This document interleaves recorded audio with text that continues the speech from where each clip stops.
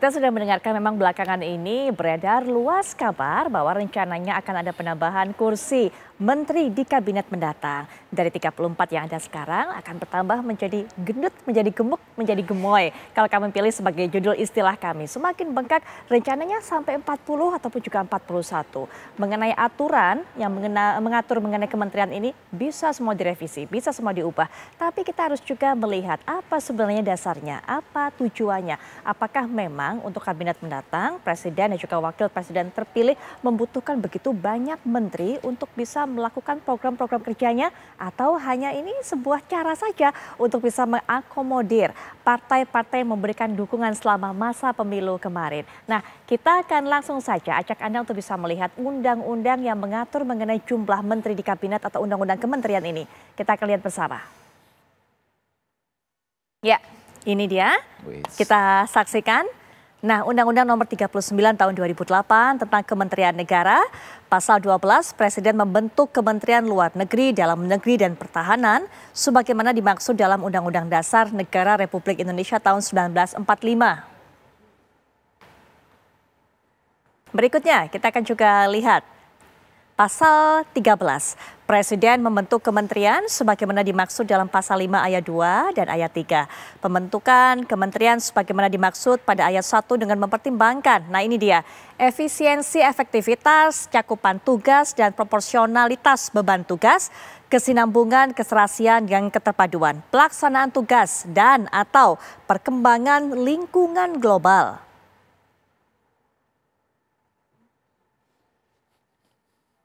Ada lagi, pasal 14, untuk kepentingan sinkronisasi dan koordinasi urusan kementerian, Presiden dapat membentuk Kementerian Koordinasi atau Kemenko yang kita tahu saat ini. Nah, ini kita sudah melihat, ada lagi ternyata, sudah disiapkan oleh tim redaksi kami di pasal 15, jumlah keseluruhan kementerian sebagaimana dimaksud dalam pasal 12, pasal 13, dan pasal 14 paling banyak 34. Nah ini dia, ini yang menjadi poin penting. Jika kemudian untuk kabinet berikutnya, pemerintahan berikutnya, presiden dan wapres terpilih ini berencana untuk bisa memberikan jabatan menteri pada lebih dari 34 orang, apa dasarnya? Apakah memang betul-betul butuh diberikan delegasi penugasan kepada lebih dari 34 orang?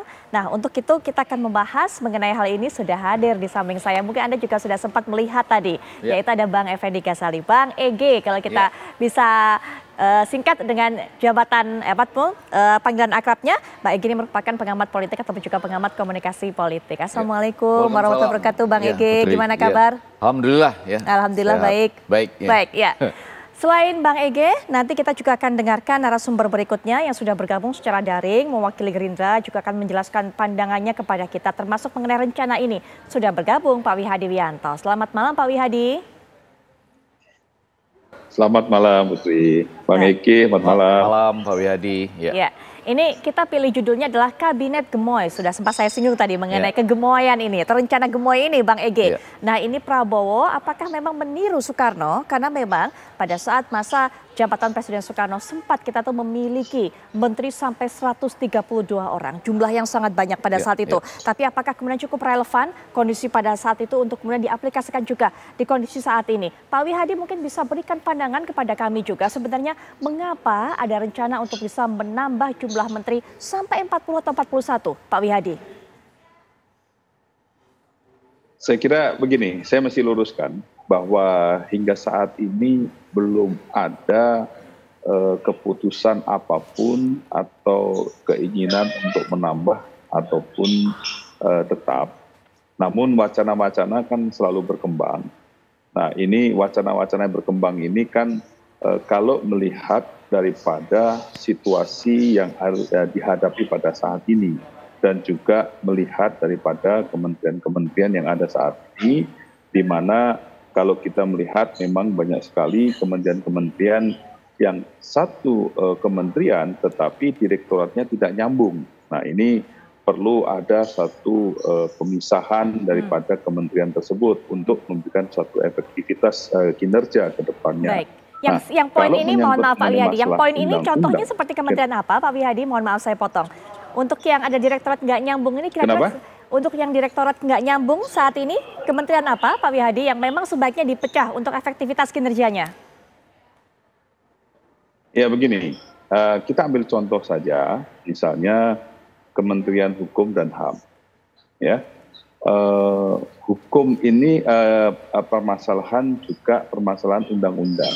Nah, undang-undang yang Menkumham ini kan mengurusi permasalahan undang-undang, permasalahan daripada pemasyarakatan.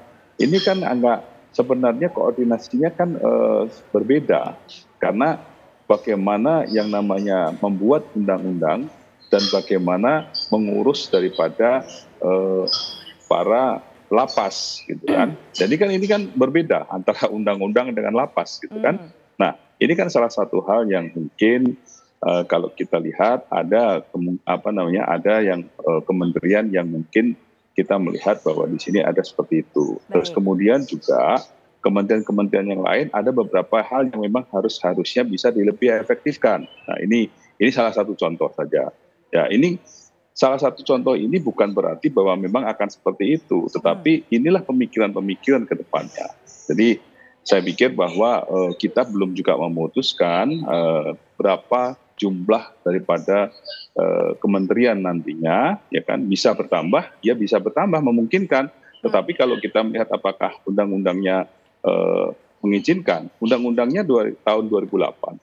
Tentu kita melihat bahwa situasi sekarang itu berbeda dalam situasi 2008, di mana kita sekarang juga melihat bahwa digitalisasi sudah di mana-mana. Nah, ini juga perlu kita melihat bahwa apakah memang kita melihat bahwa situasi yang sekarang ini tidak perlu adanya sesuatu peningkatan kinerja dalam mengenai masalah perkembangan itu. Nah, perubahan daripada undang-undang tentunya bisa dilakukan karena undang-undang itu kan tidak berlaku selamanya, karena itu kan semuanya bahwa menteri itu adalah hak prerogatif daripada presiden. Jadi pengubahan daripada kabinet tentunya juga menggunakan hak dari presiden. Jadi kita masih menunggu, masih lama waktunya Oktober, dan perkembangan juga masih berjalan terus. Saya kira itu adalah merupakan satu hal yang memang berkembang di dalam masyarakat, ya, tetapi kita masih belum memutuskan. Dan kalau toh memang menambah, ya bisa saja kita menambah, tetapi juga bisa juga kita tetap. Betul. Kami memang sadari Pak Wihadi bahwa belum ada keputusan mengenai hal ini. Tapi wacana ini begitu menguat selain dari Sekjen Gerindra mengatakan kemungkinan adanya revisi mengenai kementerian ini atau jumlah kementerian ini. Nah, ada satu hal lagi yang mengatakan bahwa memang untuk bisa menjalankan program-program Pak Prabowo pada saat masa kampanye kemarin, kemudian pada saat nanti ketika sudah menjabat sebagai presiden, seperti contohnya adalah memberi makan gratis. Ini butuh kementerian baru. Sehingga hal tersebut ini kemudian wacananya ini semakin nyaring terdengar bahwa akan ada penambahan kementerian. Seperti itu Pak Wihadi dasarnya. Ya, masalah makan siang gratis itu kita belum tentukan apakah itu bentuknya adalah kementerian atau bentuknya badan. Tetapi kalau kita melihat program makan siang gratis yang dimana membutuhkan mobilisasi, membutuhkan yang namanya pengawasan, tentu tidak bisa kita serahkan kepada salah satu direktorat atau tidak hanya di level direktur. Nah, inilah yang mesti harus dipikirkan bersama untuk kesuksesan masalah ini. Jadi bisa saja dalam bentuk badan, bisa juga dalam bentuk kementerian, itu masih kita belum putuskan. Nah, penambahan itu kan bukan berarti bahwa penambahan dengan kementerian ataupun badan ini akan memengaruhi jumlah, juga belum tentu. Nah, ini kan efektivitas yang dilakukan ini, biarlah kami menggodok permasalahan kementerian ini. Jadi saya kira kita juga masih belum bisa memberikan satu kepastian apakah menambah ataupun tetap. Baik Pak Wihadi. Memang belum pasti Bang Ege, tapi kalau melihat prediksinya agak-agaknya seperti apa nih? Arah anginnya kemana? Apalagi sudah dinyatakan bahwa kemungkinan butuh kementerian baru untuk bisa melaksanakan program-program ini. Di situ uniknya komunikasi politik di Indonesia karena setelah ditetapkan oleh KPU berdasarkan hasil Mahkamah Konstitusi, kita nunggunya lama sampai pelantikan dan itu menimbulkan banyak diskusi seperti ini. Untung ada pilkada nih dengan pencalonan, calon tetap dan lain-lain. Sehingga semua ini kita diskusikan sekarang. Tapi tadi kalau kita sebut kabinet bengkak kan nggak enak. Bengkak itu agak-agak mengarah ke kurang sehat. Kalau gemuk atau gendut agak body shaming gitu ya. Terus tapi kalau gemoy melanjutkan lah apa yang pernah disampaikan sebelumnya terkait dengan program-programnya. Nah, belajar dari sejarah kita sebetulnya justru ketika koalisinya itu dibangun di parlemen dengan parlementer, itu nggak terlalu banyak menterinya, antara 10 sampai 25. Jadi itu ada Susanto misalnya dengan Ali Sastro-Amijoyo II. Tetapi kalau terpimpin, demokrasi terpimpin, wah itu malah banyak itu, sampai 132, ada yang 110. Waktu itu menterinya 86, lain-lainnya itu seperti misalnya ada jabatan pemeriksa keuangan Jagung Muda. Jadi pejabat 4. setingkat menteri begitu ya? Begitu. Nah jadi kembali, 2 contoh yang disebutkan oleh Pak Wihadi tadi itu hal yang menarik, terutama untuk mengatakan bahwa segala sesuatunya itu sangat mungkin kalau ingin disesuaikan dengan kebutuhan masa kini yang paling aktual dan kebutuhan program-program oleh presiden yang sudah disetujui dan dipilih oleh rakyat. Misalnya tadi menarik sekali Kementerian Hukum dan HAM dan Lapas. Oh itu menurut saya memang kalau betul katakanlah ini ingin dijadikan semacam sesuatu yang baru, apakah dilepas menjadi 2 kementerian atau menjadi badan, penting sekali. Lapas kita di Indonesia ini harus kita nyatakan dimanapun pasti tidak sesuai dengan Pancasila. Ya dong, coba mana lapas kita pasti bertentangan dengan ketuhanan, kemanusiaan yang adil dan beradab, keadilan sosial, udah pasti itu. Jadi contoh yang disebutkan Pak Wihadi tadi sangat penting dengan pendekatan struktural fungsional, bahwa itu memang kelihatan sangat berbeda. Apakah menjadi badan maupun misalnya itu tetap tapi 2 kementerian. Nah, pada bagian lain ada alasan-alasan yang kadang-kadang justru menurut saya jangan diungkapkan karena bertentangan dengan tujuan. Misalnya, ini kan menuju era digital. Lalu ada, semakin digital semakin sedikit sebetulnya. Baru kemudian orang berbicara tentang pemborosan anggaran atau kemudian juga orang berbicara tentang misalnya kemungkinan peluang korupsi dan lain-lain. Tapi secara umum yang dikhawatirkan adalah tadi, ketika gerakan ini menuju misalnya demokrasi yang terpimpin. Yang terpimpin itu artinya memperbesar ini untuk membagikan sehingga tidak ada oposisi, jangan ganggu kami, yang toksik di luar saja misalnya. Tetapi pada bagian lain, kalau bisa disampaikan seperti Pak Wihadi tadi, menurut saya kuat alasannya. Pasti bisa diterima rakyat. Apakah misalnya untuk melaksanakan makan siang dan pemberantasan terhadap stunting misalnya, eradication of stunting itu perlu menurut saya, sangat mendesak dan perlu. Baik, Bang, kita akan sampai di situ karena juga sudah bergabung narasumber lainnya bersama kita Mas Aryo Seno Bagaskoro, ini juga mewakili Partai PDIP. Selamat malam, Mas Aryo. Selamat malam, Mbak. Ini termasuk salah satu partai yang kemudian menyuarakan menentang kalau ternyata ada revisi undang-undang mengenai kementerian dan juga harus menambah jumlah kementerian ini, Mas Aryo. Ya.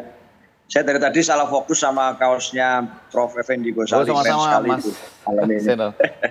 Tapi gini Mbak, saya juga agak heran juga sebenarnya. Kan kalau saya ingat-ingat waktu masa kampanye dulu, selama Pilpres saya di televisi, selalu yang disampaikan adalah ini narasi tim Pak Prabowo dan Mas Gibran adalah melanjutkan apa yang telah dilakukan oleh Pak Jokowi. Saat kita tanya perlu diperbaiki enggak, ya yang penting dilanjutkan. Artinya ini akan terus melanjutkan semangatnya, programnya dan seterusnya. Tapi ternyata diskusi pasca KPU menetapkan siapa juara Pilpres kemarin ini langsung berubah ini dari apa yang dilakukan oleh Pak Jokowi. Ada konsepsi penambahan posisi kabinet menteri dan lain sebagainya. Bahkan hari ini yang dipasang adalah foto Bung Karno. Sebenarnya ini mau melanjutkan betul-betul konsisten pada narasi kampanye, melanjutkan Pak Jokowi atau ada konsep baru yang berbeda dengan narasi kampanye kemarin.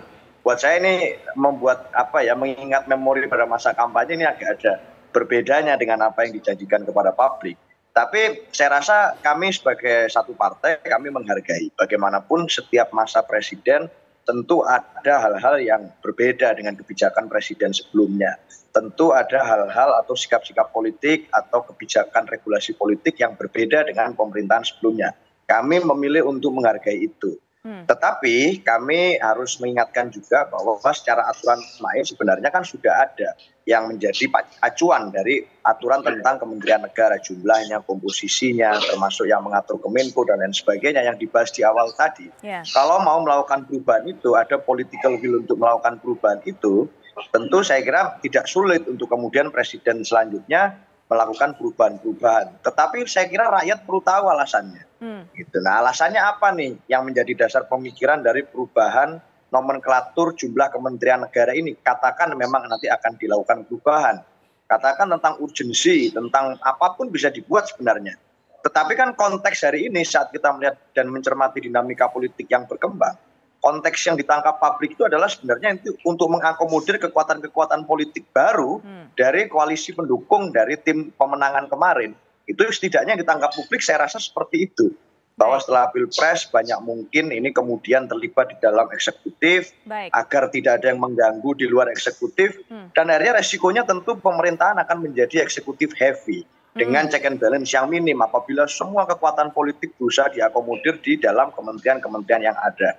Saya rasa publik berhak tahu alasannya dan kalau alasannya memang adalah untuk mengakomodir kepentingan politik, ini alasan latennya begitu. Saya rasa ya bukan itu, ini adalah undang-undang. Ya, baik. Ya, tahan sampai di situ, Mas Aryo. Sepertinya ada kendala juga.